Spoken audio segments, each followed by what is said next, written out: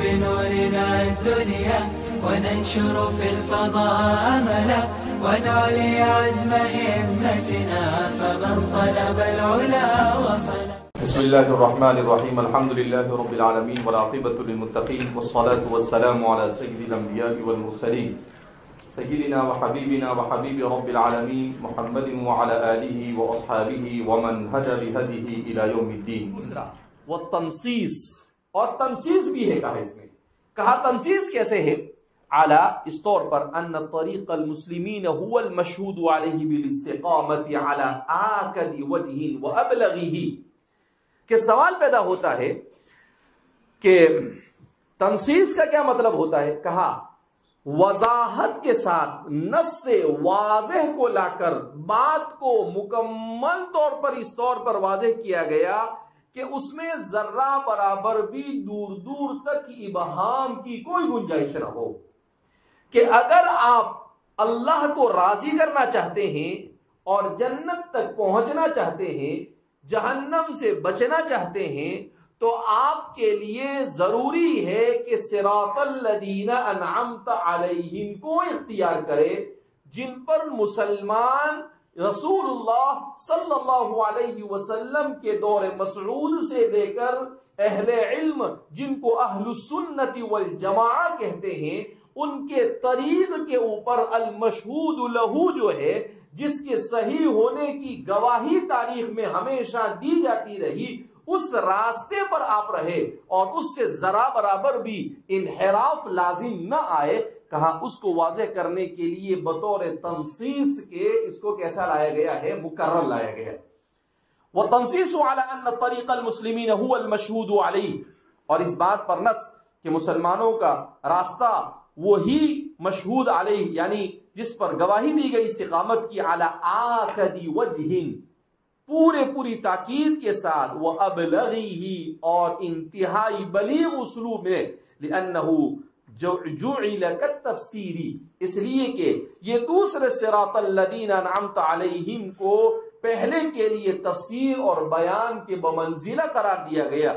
فَكَأَنَّهُ مِنَ الْبَيِّنَ الَّذِي لَا خِفَاءَ فِيهِ، تو اب گویا کہ بات ایسی واضح ہو گئی جس میں ذرہ برابر بھی کسی قسم کا ابہام باقی نہیں رہا، کہ ان الطریق المستقیم ما یکون طریق المؤمنین، کہ طریق مستقیم وہی ہے جو مومنوں کا راستہ ہے.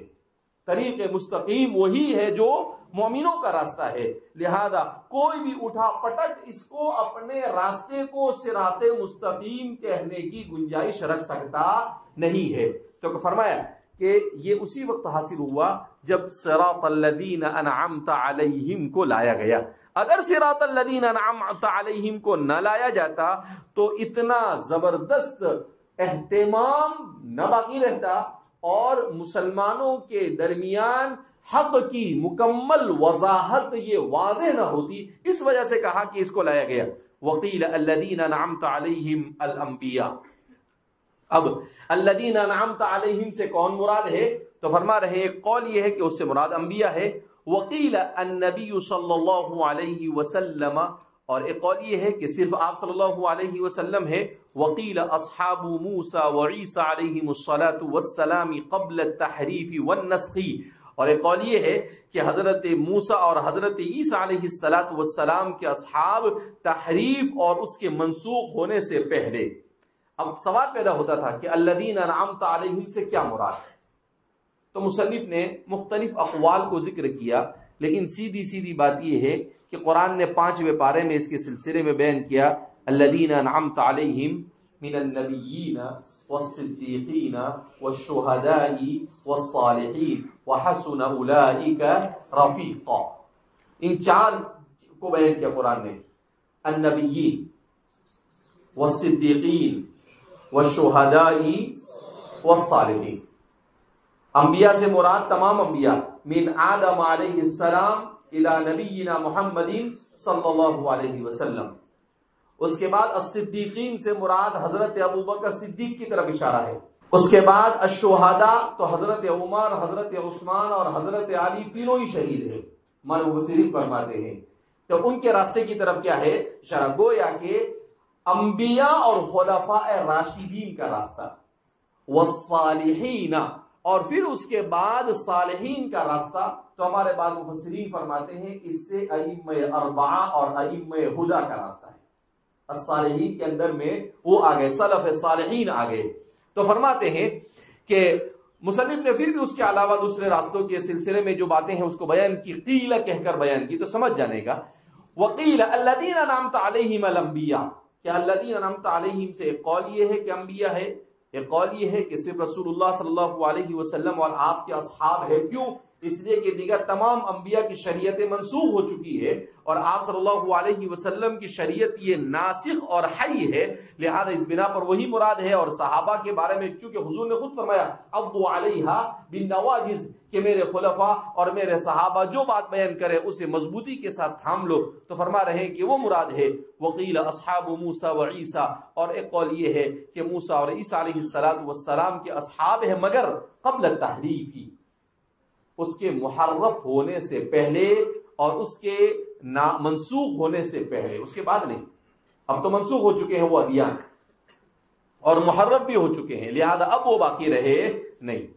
وَقُرِئَ صِرَاطٌ مِّنْ أَنْعَمْتَ عَلَيْهِمْ، وَالْإِنْعَامُ إِيصَالُ النِّعْمَةِ وَهِيَ فِي الْأَصْلِ الْحَالَةُ الَّتِي يَسْتَلِذُّهَا الْإِنسَانُ فأطلقت لما يستلذه من النعمة وهي اللين، ونعم الله وإن كانت لا تحصى كما قال وإن تعدوا نعمة الله لا تحصوها تنحصر في جنسين دنيوي وأخروي. والأول قسمان وهبي وكسبي، والوهبي قسمان روحاني كنفخ الروح فيه وإشراقه بالعقل وما يتبعه من القوى كالفهم والفكر والنظر، وجسماني كتخليق البدن والقوى الحالة فيه والهيئات العارضة له من الصحة وكمال الأعضاء، والكسبي تزكية النفس عن الرذائل وتحليتها بالأخلاق السنية والملكات الفاضلة، وتزيين البدن بالهيئات المطبوعة والحلي المستحسنة وحصول الجاه والمال. والثاني أن يغفر له ما فرط منه ويرضى عنه ويبوئه في أعلى العليين مع الملائكة المقربين أبد الآبدين، والمراد هو القسم الأخير وما يكون وصلة إلى نيله من الآخرة، فإنما عدا ذلك يشترك فيه المؤمن والكافر. اب بیان کر رہے ہیں کہ بیان کیا انعمت علیہم. اب انعمت علیہم کو سمجھاتے ہیں. والانعام ایصال النعمتی، انعام کہتے ہیں ایصال نعمت کو، انعام کہتے ہیں ایصال نعمت کو، یعنی نعمت دینا. نعمت پہنچانے کا مطلب کیا ہے؟ نعمت دینا، نعمت کی نعمت سے مالا مال کرنا، نعمت کی نعمت سے مالا مال کرنا. اس لیے کہ یہ بنا ہے انعام ینعم انعام سے، اور انعام یہ بنا ہے نعمتن سے، یعنی ثلاثی مجرد سے نعمتن بنے گا، اور باب افعال میں جب لے جائیں گے مزید فی میں تو کیا بنے گا؟ انعام بنے گا.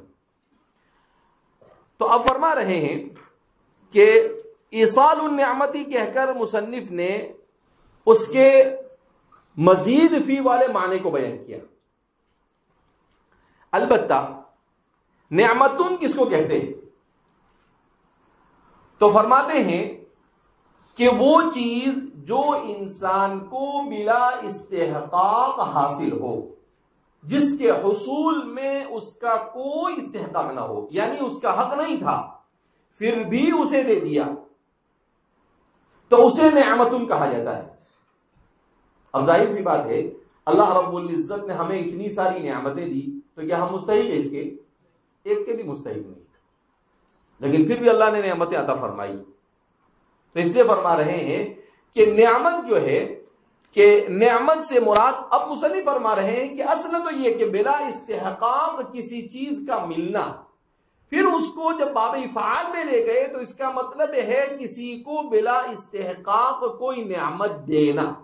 کسی کو بلا استحقاق کوئی نعمت کیا کرنا، دینا. وہی فی الاصل الحالۃ التي يستلذها الانسان. اچھا اب کیا بیان کر رہے ہیں کہ اصل میں نعمتن بھی بنا ہے نعمن سے. تو جیسے طعمن اس کے معنی چکھنا، ایسے ہی نعمن اس کے معنی آتے ہیں لذت حاصل کرنا. طعمن کے معنی چکھنا، تو ایسے ہی نعمن اس کے معنی لذت حاصل کرنا. تو فرما رہے ہیں کہ نعمت کو نعمت کیوں کہا گیا؟ یستلذها الانسان، کہ نعمت سے انسان لذت اور مزہ حاصل کرتا ہے. اس لیے کہ ہر نعمت سے کھانا کھاتا ہے تو انسان کو کتنا مزہ آتا ہے، اس کو ایسا لگتا ہے کہ کھاتا ہی رہے. تو اچھا ہے کہ اللہ نے لمیٹڈ پیڑ بنایا ہے. اگر یہ پیڑ لمیٹڈ نہ ہوتا تو اللہ کی پناہ انسان کیا کیا کرتا اور کیا نہ کرتا. جب انسان پانی پیتا ہے، بہت پیاس لگی ہے اور انسان پانی پیے تو انسان کو کیسا لگتا ہے؟ ایسا لگتا ہے جیسے جنت میں پہنچ گئے. تو انسان کو ٹھنڈا پانی پیے تو اس کو ایک الگ لذت محسوس ہوتی ہے. انسان جب ٹھنڈی ہو اور ٹھنڈی کے موسم میں وہ سویٹر پہن لے ہوئے تو اس کو ایک الگ لذت کیا ہوتی ہے، محسوس ہوتی ہے. گرمی ہے اور پنکھا اور اے سی مل جاوے تو اس کو الگ لذت محسوس ہوتی ہے. تو ہر جگہ پر انسان کیا ہوتا ہے؟ یستلذھا، نعمتوں سے لطف اندوز ہوتا ہے، مزے اڑاتا ہے. تو فرما رہے ہیں کہ نعمت کو نعمت اس لیے کہتے ہیں کہ یستلذھا الانسان، حضرت انسان اس سے لطف اندوز ہوت ہے. فاطلقت لما یستلذہ من النعمت، لہذا ہر اس چیز پر جس سے انسان، جس نعمت سے انسان لذت حاصل کرے اسے کیا کہا جاتا ہے؟ نعمت کہتے ہیں. اور وہ ہوا اللین، اور وہ کیا ہے؟ نرمی. کیا مطلب؟ کہ کسی بھی نعمت کو آپ اٹھاؤ، لیکن جب انسان نعمت سے جس وقت لطف اندوز ہوتا ہے اس وقت ایک قسم کی لینت کو کیا کرتا ہے؟ محسوس کرتا ہے. یعنی آدمی کو دل میں بھی عجیب سی کیفیت ہوتی ہے، اس کے عقل پر بھی عجیب سی کیفیت ہوتی ہے، اس کے بدن پر بھی عجیب سی کیا ہوتی ہے؟ کیفیت ہوتی ہے. وَنِعَمُ اللَّهِ وَإِن كَانَتْ لَا تُحْصَىٰ كما قال، اور اللہ کی نعمتیں جیسا کہ بے حد و حساب ہے. قرآن نے خود بیان کیا وَإِن تَعُدُّوا نِعْمَةَ اللَّهِ لَا تُحْصُوهَا، کہ اگر اللہ کی نعمتوں کو تم شمار کرنا چاہو تو تم شمار کر سکتے نہیں. تَنْحَصِرُ فِي جِنْسَيْنِ، اب نعمتیں اتنی نعمتیں ہیں کہ انسان اس کو 1 2 3 کر کاؤنٹ کرنے بیٹھے، گننے کے لیے بیٹھے، شمار کرنے کے لیے بیٹھے تو انسان کے لیے پاسبل ہی نہیں، ممکن ہی نہیں. حضرت پریشان ہو جائے گی، ان کی ساری لذتیں بھی اڑ جائے گی، گننے میں ہی ختم ہو جائے گی. تو اب فرما رہے ہیں کہ مصنف اصل میں یہ سمجھانے کے بھی یہاں کوشش کر رہے ہیں کہ بھیا یہاں نعمت سے مراد کیا ہے. یہاں پر نعمت سے مراد کیا ہے؟ کیا 12 بجے تو کھانے والی نعمت مراد ہے؟ یہاں نعمت سے مراد کیا ہے؟ کیا پیاس لگے تو پانی والی مراد ہے؟ کیا 1 بج جاوے تو نیند والی مراد ہے؟ کون سی نعمت ہے؟ تو اب فرما رہے ہیں کہ اب اتنی ساری نعمتوں میں سے الذین انعمت علیہم میں کون سی نعمت مراد ہے اس کو سمجھانے کے لیے بیان کر رہے ہیں کہ نعمتیں تو بہت ہے. البتہ حضرات عارفین نے اور صوفیہ نے اور اہل باطن نے، باطن نہیں اہل باطن نے نعمتوں کو سمجھنے کے لیے 2 حصوں میں تقسیم کیا. ایک دنیاوی نعمت اور دوسری اخروی نعمت. ابتدائی طور پر نعمت کی 2 قسمیں، نعمہائے دنیاویہ اور نعمہائے اخرویہ. والاول قسمان، پھر دنیاوی نعمت کی 2 قسمیں ہیں. وہی کسبی، وہبی و کسبی. ایک ہوتی ہے وہبی اور ایک ہوتی ہے کسبی، یعنی نعمت دنیاویہ. پھر نعمت دنیاویہ کی 2 قسمیں، نعمت وہبیہ اور نعمت کسبیہ. والوہبی قسمان، پھر وہبی کی بھی 2 قسمیں، روحانی كنفخ الروح فيه وإشراقه بالعقل وما يتبعه من القوة كالفهم والفكر والنظر، وجسمانی. پھر وہابی کی بھی 2 قسمیں ہیں، روحانی اور جسمانی. ایک روحانی اور دوسری جسمانی. تو اب کیا فرما رہے ہیں کہ دیکھو نعمت کی ابتدائی طور پر 2 قسمیں ہوئی، نعمہ دنیویہ اور نعمہ اخرویہ. پھر نعمہ دنیویہ کی 2 قسمیں، نعمہ کسبیہ اور نعمہ وہبیہ. پھر نعمہ وہبیہ کی 2 قسمیں، نعمہ روحانیہ اور نعمہ جسمانیہ. اب نعمہ وہبیہ کس کو کہتے ہیں؟ وہ نعمت جو انسان کو اللہ اس کے اپنی محنت کے بغیر عطا فرمائے، جس میں اس کے کسب، اس کی محنت، اس کے جد و جہد کو کوئی دخل نہ ہو، تو اسے کیا کہتے ہیں؟ وہابی. اسے کیا کہتے ہیں؟ وہابی. جیسے اللہ رب العزت نے انسان کو ذہین بنایا، تو ذہانت یہ کیا ہے؟ نعمت وہابی. وہابی نعمت ہوئی. اللہ نے ایک انسان کو فصیح اللسان بنایا، بہترین بولتا ہے، اس نے کوئی مشق وغیرہ نہیں کی، ایسے ہی. تو کیا ہے یہ؟ نعمہ وہابیہ. ایک آدمی ہے، کہیں پڑھا لکھا زیادہ کچھ نہیں، کسی کی دعا لگ گئی، اس کو علم ہی مانگے، تو اس کو وہابی کہتے ہیں. اس کو کیا کہتے ہیں؟ وہابی. کہ انسان اس کے لیے کوئی جد و جہد اور محنت نہ کرے، اور اس کو اللہ کی طرف سے اللہ کو کوئی ادا پسند آ جائے، اللہ کی رحمت خاصہ اس کی طرف متوجہ ہو جائے، اللہ کا فضل خاص اس کی طرف متوجہ ہو جاوے اور اس کو مل جاوے، تو انسان کی قسمت کی بات ہے. ایسے نہیں ہوا ہوگا ان کی کوئی ادا اللہ کو پسند آئی ہوگی تو اللہ نے وہ مجذوب کو بھیجا اور پھر وہ مجذوب نے ان کو کیا کر دیا؟ دعا دے دی. اور دوسرا ہوتا ہے کسبی. کسبی کس کو کہتے ہیں؟ کہ جس کے حصول کے لیے انسان جد و جہد اور محنت کرے. جیسے آپ عالم بنیں گے تو آپ وہابی نہیں، آپ کیا ہے؟ کسبی. اس لیے کہ آپ 3 سال دینیات پڑھے، حفظ کے اندر میں 3-4 سال پڑھے، پھر یہاں پر آ کر آپ نے 8 سال پڑھا، تو آپ نے 15-16 سال لگائے، تب جا کر کیا بنے؟ آپ مولانا بنے. تو اب کیا فرما رہے؟ یہ کون سا ہو گیا؟ کسبی. اب یہ کیا ہو گیا؟ کسبی. تو فرما رہے ہیں کہ کسبی اس کو والوہبی قسمان. پھر وہابی کی 2 قسمیں، روحانی. نمبر 1 روحانی، کَنَفْخِ الرُّوحِ فِيهِ، جیسے اللہ رب العزت کا انسان کے بدن میں وَنَفَخْتُ فِيهِ مِنْ رُوحِي، میں نے ان کے آدم علیہ السلام کے پتلے کے اندر میں کیا کر دیا؟ نَفَخْتُ فِيهِ كَمَا يَلِيقُ بِشَانِهِ. اللہ نے پھونک دیا تو کیا ہو گیا؟ وہ اشراقہ بالعقل. ایک تو ان کا بدن جو مٹی کا تھا، گارا تھا، وہ کیا ہو گیا؟ حرکت میں آیا. وہ اشراقہ بالعقل، اور ان کی عقل بھی کام کرنے لگ گئی. وما يتبعه من القوة كالفهم والفكر والنظر. اسی طریقے سے انسان کو سمجھنے کی صلاحیت، انسان میں سمجھانے کی صلاحیت، اور انسان میں دلائل کو قائم کرنے کی صلاحیت، یہ ساری چیزیں یہ روحانی نعمتیں. یہ کیسی نعمتیں ہیں؟ روحانی. وہ جسمانی، اور دوسری قسم ہے جسمانی، کتخلیق البدنی، جیسے بدن، انسان کو بدن کو پیدا کرنا، والقوة الحالة فيه، اور اس میں حواس کو کیا کرنا؟ ودیعت کر دینا، والحیات العارضة له من الصحة وكمال الأعضاء، اور اس کے اندر میں حیت یعنی پاؤں جیسے ہونے چاہیے ویسے، ہاتھ جیسے ہونے چاہیے ویسے اس کو رکھنا. وکمال الاعضاء والکسبی، اور کسبی تزکیۃ النفس عن الرذائل.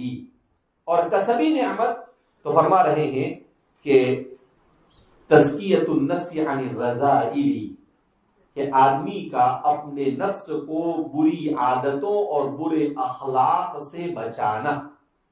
کسی کے بارے میں حسد نہیں، کسی کے بارے میں کینہ نہیں، کپٹ نہیں، کسی پر غصہ نہ ہونا، کسی کو گالی گلوچ نہ کرنا. تو فرما وَتَحْلِيَتُهَا بِالْأَخْلَاقِ السَّنِيَّةِ، اور اچھے اخلاق سے اس کا آراستہ ہونا.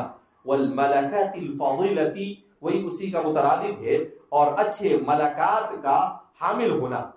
وَتَزْيِينِ الْبَدَنِ بِالْهَيْئَاتِ الْمَطْبُوعَةِ، اور اپنے بدن کو اچھے کپڑوں سے مزین کرنا.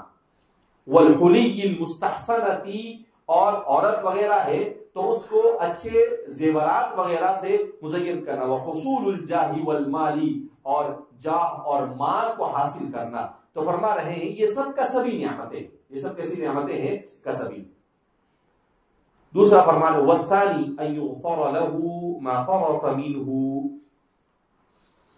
کہ دوسری قسم یہ پہلی قسم کے اندر میں دو قسمیں بیان کیا، اس کے بعد دوسری قسم بیان کر رہے ہیں، یعنی اخروی، یہ دنیاوی کی تفصیلات بیان کی اوپر، اب اخروی کی تفصیل بیان کر رہے ہیں۔ اور اخروی ان یغفر له ما فرط منه، کہ اس سے جو کچھ افراط اور تفرید ہوا اس سلسلے میں اللہ اسے معاف کر دے، یعنی اسے جو گناہ ہو گئے اللہ اسے قیامت کے دن یا مرنے کے بعد اسے کیا کر دے؟ معاف۔ وَيَرْضَ عَنْهُ، اور اللہ اسے راضی ہو جائے۔ وَيُبَوِّئُهُ فِي أَعْلَى الْعِلِّيِّينَ مَعَ الْمَلَائِكَةِ الْمُقَرَّبِينَ أَبَدَ الْآبِدِينَ، اور ہمیشہ ہمیش کے لیے ملائکہ مقربین کے ساتھ اعلی العلیین میں اسے جگہ عطا فرما دے، ہمیشہ ہمیش کے لیے۔ کہا یہ انسان کو یہ نعمت کیا ہو جاوے؟ مل جاوے۔ والمراد هو القسم الاخیر، اب سوال پیدا ہوتا تھا کہ یہ دنیاوی اور اخروی، کسبی اور وہبی، ان میں سے یہاں کون سی مراد ہے؟ کہا یہاں پر دوسری مراد زیادہ سمجھ میں آتی ہے۔ کیوں؟ اس لیے کہ اصل تو وہی ہے، اصل تو کیا ہے؟ باقی ساری نعمتیں وہبی، کسبی، روحانی، جسمانی، یہ سب عارضی نعمتیں ہیں اور وہ دائمی نعمت ہے۔ تو فرما رہے ہیں کہ وما يكون وصلة الى نيله من الاخرة، اور ساتھ ساتھ میں وہ نعمت بھی مراد ہو سکتی ہے جو آخرت کی ان نعمتوں تک پہنچانے والی ہو، یعنی ہدایت، جو آخرت کی ان نعمتوں تک کیا کرنے والی۔ اس لیے کہ مغفرت کب ہوتی ہے؟ جب بندے کی طرف سے کوئی اچھا عمل ہوتا ہے، کوئی اچھے عمل کا صدور ہوتا ہے، تو اللہ رب العزت کی مغفرت کیا ہوتی ہے؟ متوجہ ہوتی ہے، اللہ کی رضامندی حاصل ہوتی ہے۔ تو فرما رہے ہیں کہ اب یہ بول سکتے ہیں کہ اخروی اصلاً مراد ہے اور طبعاً اخروی تک پہنچانے والی دنیاوی، کسبی اور وہبی بھی مراد ہے، دنیاوی، کسبی اور وہبی بھی مراد ہے۔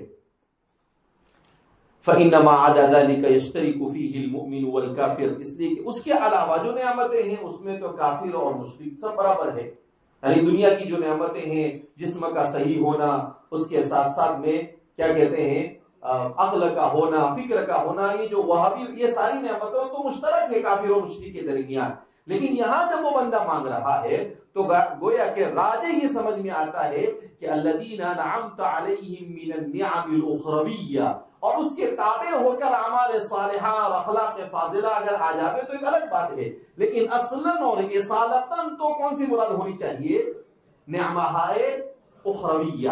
تو فرما رہے ہیں کہ نعمت سے نعمہائے اخرویہ مراد ہے۔ اسی لیے آگے بیان کریں کہ ان نعمہائے اخرویہ کو پانے کے لیے غیر المغضوب علیہم ولا الضالین سے بچنا پڑے گا۔ تو یہ دونوں کے درمیان کیا ہو گئی؟ مناسبت ہو گئی۔